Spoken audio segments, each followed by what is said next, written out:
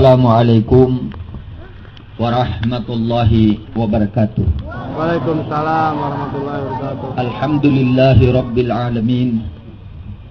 Wassalatu wassalamu ala sayyidina Muhammadin habibi rabbil alamin, imamil muttaqin, sayyidil anbiya'i wal mursalin, sayyidina wa nabiyyina Muhammadin sallallahu alaihi wa ala alihi wa ashabihi wa sallama tasliman katsira, amma ba'du. Bapak-bapak, ibu-ibu, anak-anak santri dan anak-anak santriawati rahimakumullah. Seorang manusia yang sejarahnya tidak tamat-tamat dibaca, diceramahkan, diuraikan sampai kiamat, bahkan di alam surga kita tetap menceritakan tentang sejarah hidup daripada junjungan Nabi besar Muhammad sallallahu alaihi wasallam. Beliau Nabi ini orang yang umurnya sangat singkat, hanya 63 tahun. Tapi sejarahnya, suka duka hidupnya, manis pahit yang dideritanya, ndak tamat-tamat kiai ulama, buku yang ditulis oleh jeriji-jeriji yang cermat, ungkapan kata yang indah yang dirangkai dengan sebagus-bagusnya. Belum selesai sejarahnya. Karena itu pada malam ini adalah malam kita ingin mendengar sejarah ringkas yang ditulis oleh Al-Imam Ad-Daibai di dalam Maulid junjungan Nabi besar Muhammad sallallahu alaihi wasallam di Makkatul Mukarramah, ketika Nabi belum wujud dilahirkan di bumi, di Syam, di Yerusalem, di Baitlem, di Hebron, di Mesir, di Mesopotamia, di Babylon, semuanya sudah mengira-ngira bahwa jika lahir Muhammad Rasulullah, dia akan dilahirkan di kalangan Bani Israel atau Yahudi. Tapi oleh Allah yang mempunyai takdir yang selalu ditaati oleh setiap makhluk yang diciptakannya, Nabi Muhammad ini dilahirkan di tanah Makkah, di tempat berkecamuknya manusia-manusia yang sangat sempurna di dalam semua perbuatan manusia di bumi ini, baik itu perbuatan baik maupun itu perbuatan kejelekan dan yang jahat. Semuanya ada berkumpul perbuatan itu di tanah Makkah. Di situ Nabi Muhammad diwujudkan oleh Allah Subhanahu wa ta'ala, dilahirkan oleh seorang ibu yang bernama Siti Aminah Az-Zuhriyah. Az-Zuhri yaitu dari gabilah manusia-manusia yang aromanya harum. Harum bunga itu di gabilah Az-Zuhri. Semua orang kalau mencari istri, mereka pergi ke gabilah Zuhri. Tapi gabilah itu aneh bin ajaib. Wanita-wanitanya sangat sedikit. Kalau seorang ayah melahirkan anak 10 lelaki, 1 wanitanya. Itu yang terjadi di Gabilah Az-Zuhriyah. Wujudlah seorang wanita cantik ini yang diliputi oleh keindahan dan akhlak yang sangat mulia. Yang satu negeri dari Gabilah Az-Zuhriyah, ketika ia menanjak umur 4 tahun, hilang. Tidak ada seorang pun yang pernah melihat bagaimana modelnya Siti Aminah ini. Dipingit oleh ayah dan ibunya. Dan dia seorang yang sangat taat. Tidak pernah keluar walaupun di depan pintu rumahnya. Ini Aminah, ibu junjungan Nabi besar Muhammad sallallahu alaihi wasallam. Keputusan kaum Quraisy, khususnya daripada Bani Hashim dan Bani Abdul Muttalib, mereka bermusyawarah untuk seorang manusia yang selamat daripada ad-dabih, yang selamat daripada penyembelihan, karena ayahnya yang bernama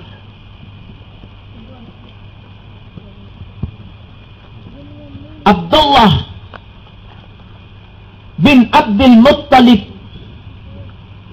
bernadar bahwa Abdullah anaknya ini, kalau dia lahir, dia harus disembelih sebagai tamatnya anak yang ke-12. Itu diantara apa yang dibuat di zaman jahiliyah. Kalau seorang ibu melahirkan anak sampai 12, anak yang dilahirkan ke-12 itu harus disembelih, membalas nazar kepada Allah. Anak yang selamat ini dimusyawarahkan untuk menikah dengan Bani Tamim. Tidak ada penyelesaian di dalam musyawarah itu. Suara selalu menolak. Datang lagi Bani Gubeh, juga ditolak. Akhirnya tidak ada manusia yang pantas untuk dinikahi oleh Abdullah kecuali Siti Aminah. Berangkatlah sekelompok kaum Quraisy meminang Siti Aminah di Bani Zuhra. Pinangan ini diterima dan mereka berdua dikawinkan. Itulah keturunan yang melahirkan junjungan Nabi besar Muhammad sallallahu alaihi wasallam. Kelahiran anak dari dua manusia yang sangat mulia ini, semua menunggu-nunggu. Baru 2 bulan ayah Nabi Muhammad sudah meninggal dunia. Aminah mengadu kepada Abdul Muttalib, "Wahai Dato', saya sekarang dalam keadaan ngidam.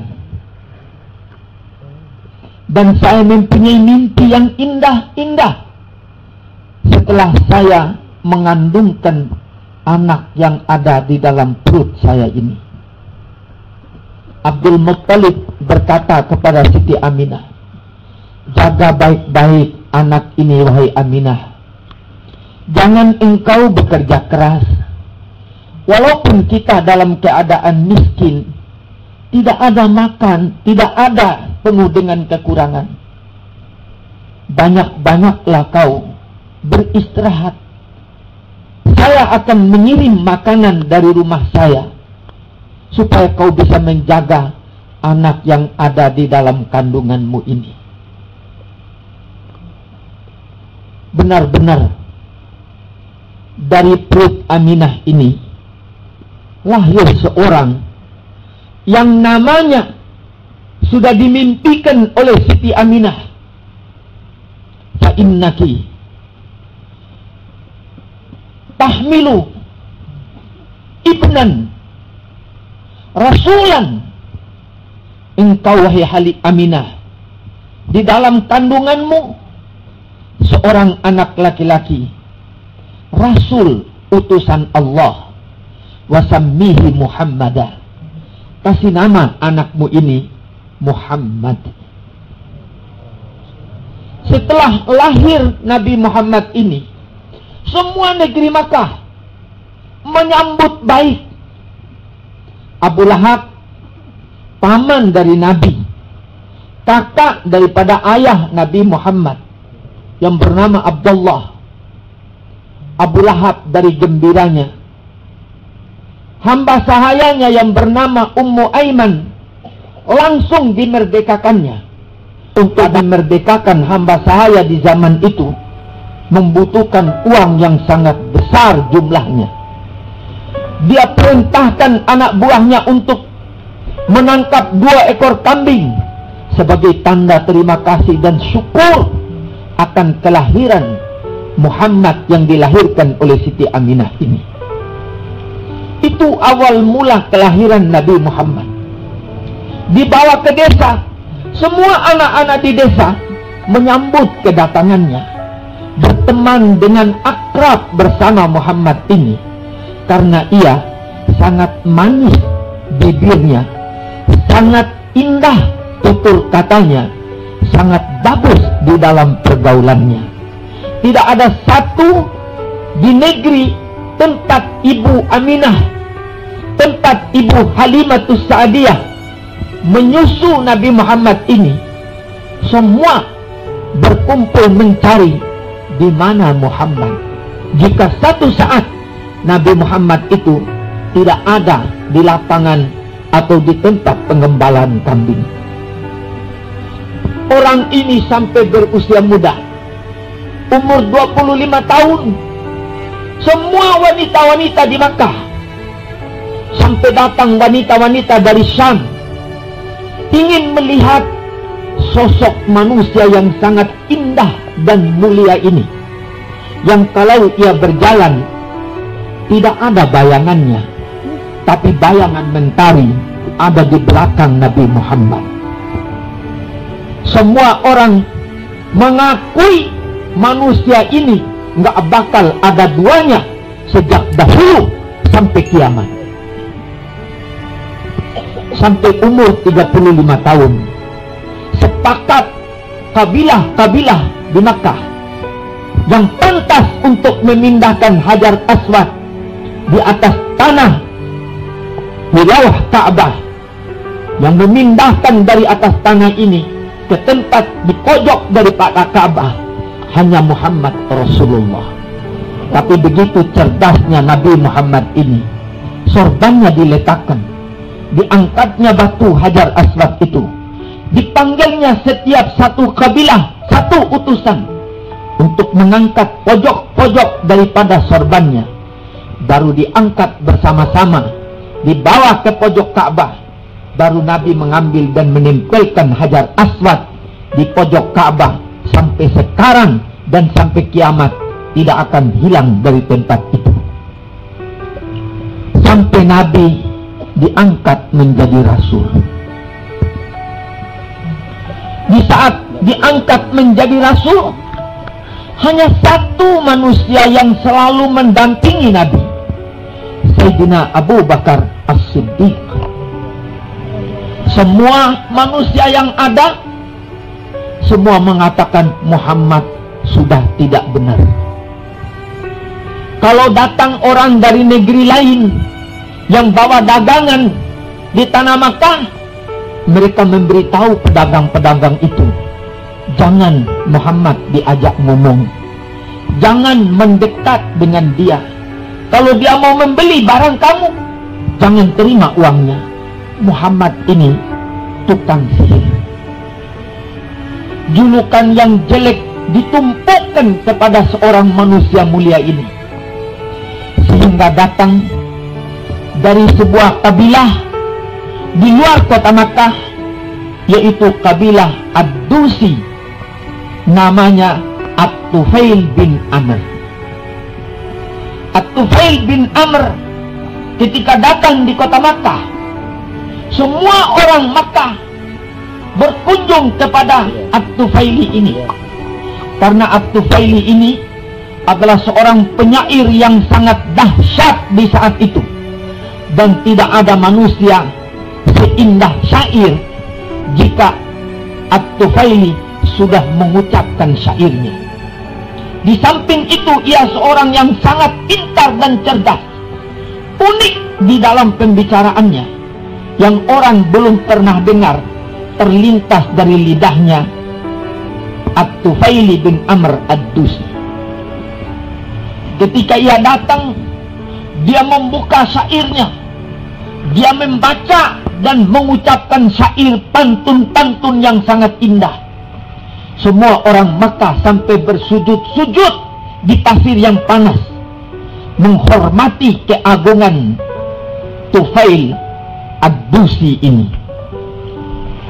Mereka pun mulai berkata-kata tentang Nabi Muhammad di hadapan At-Tufaili. Wahai Tufail, kau boleh bertemu dengan semua penduduk di Makkah ini. Hanya satu yang kau tidak perlu dan tidak boleh berbicara dengan dia. Satu orang gila, mengaku dirinya utusan Tuhan, padahal dia adalah manusia biasa, tukang sihir. Dia tunjukkan mukjizat-mukjizat. Kami juga orang Arab mempunyai tukang-tukang sihir yang semacam dia. Ketika mendengar ejekan dan fitnah yang diucapkan oleh orang-orang Mekah, At-Tufaili bukan makin tidak mau bertemu dengan Nabi Muhammad, berontak hatinya. Bagaimana modelnya manusia satu yang semua dari lidah orang Makkah mengatakan dia orang yang paling jahat, orang yang paling jelek, orang yang paling tidak bagus, tukang sihir, berbicara yang angan-angan yang tidak pernah diucapkan oleh orang zaman dahulu dan tidak akan diucapkan oleh orang zaman akan datang. Terbuka hatinya tambah goncang. Kadang-kadang badannya menggigil, kepingin mau ketemu siapa Muhammad ini. Satu saat At-Tufaili masuk di tanah haram, mendekati Ka'bah. Di tengah-tengah matanya memandang satu sosok tubuh yang sedang melakukan sholat. Berkata di dalam hati kecilnya, tidak ada orang Makkah yang beribadat seperti orang ini. Barangkali ini Muhammad itu. Ditunggunya sampai selesai sholat. Dia melihat gerakan yang sangat indah karena kehusyuannya yang sangat luar biasa. Selesai salam, Nabi Muhammad ini bangun dari tempat duduknya, tidak menoleh ke kiri, tidak menoleh ke kanan, berjalan lempang pulang ke rumah, diikuti oleh At-Tufaili tanpa ia pun bertanya dan tanpa ia pun ingin mengetahui siapa orang ini. Tapi hatinya menggebu-gebu, berontak, ini Muhammad. Sampai di rumah Nabi Muhammad, dia memohon izin untuk duduk di dalam rumah Nabi Muhammad. Lalu At-Tufaili bertanya kepada Nabi Muhammad, siapa gerangan nama Anda? Wahai orang yang belum pernah kulihat orang seperti engkau. Nabi Muhammad membaca firman Allah, Ara'aital ladzi yukadzibu bid-din fadzalika alladzi yad'ul yatim wa la yahuddu ala ta'amil miskin fawailul lil musallin alladzina hum fi salatihim khashi'un. Nangis At-Tufaili. Saya belum pernah mendengar kalimat yang diucapkan seperti ini, wahai Nabi Muhammad. luntur semua syair yang telah kubaca dari zaman dulu sampai ini hari. Dan lidah saya sudah kaku, dan saya tidak akan mengungkapkan syair lagi dari lidah saya. Wahai Nabi Muhammad, asyhadu an la ilaha illallah wa asyhadu anna Muhammadar Rasulullah.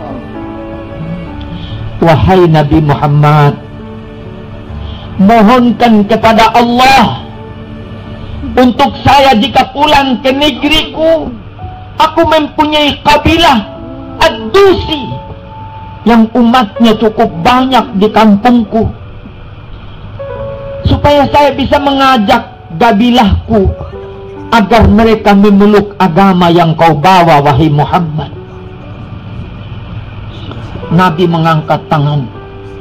Ya Allah, berikan tanda untuk hambamu At-Tufaili ini, supaya dia jika menyampaikan dakwahnya, orang menerimanya. Keluar cahaya dari dahinya yang menyinari tempat di waktu itu. At-Tufaili lalu berkata kepada Nabi, wahai Nabi Muhammad, jika tanda nur putih ini berada di dahiku, nanti orang-orang di negeriku akan berkata, At-Tufaili kena bala karena dia merubah agamanya masuk agama Muhammad. Nabi Muhammad mengangkat tangan lagi. Ya Allah, tempatkan nur ini di tempat yang sangat mulia, di tubuh Tufaili ini ya Allah. Nur itu naik ke atas sampai mencorot cahayanya di atas kepala, di ubun-ubun daripada At-Tufaili. Dia mohon izin dari Nabi Muhammad. Dia tidak lewat jalan yang dilalui di tanah Makkah, tapi dia membalik arah lewat gunung. Takut orang akan kerumun bertanya, dan takut kalau ia mengungkapkan syair dari lidahnya. Sampai berjalan di atas gunung, turun gunung ke kampung tempat ia tinggal. Dia duduk di kaki gunung. Orang semua berkata, At-Tufaili sudah balik dari tanah Makkah. At-Tufaili sudah balik dari tanah Makkah. Satu kampung keluar, dan yang terdepan ayah daripada At-Tufaili. At-Tufaili lalu berkata, nyah engkau wahai ayahku, aku sudah masuk Islam mengikuti agama Nabi Muhammad. Ayahnya langsung berkata, aku seagama dengan kau wahai At-Tufaili.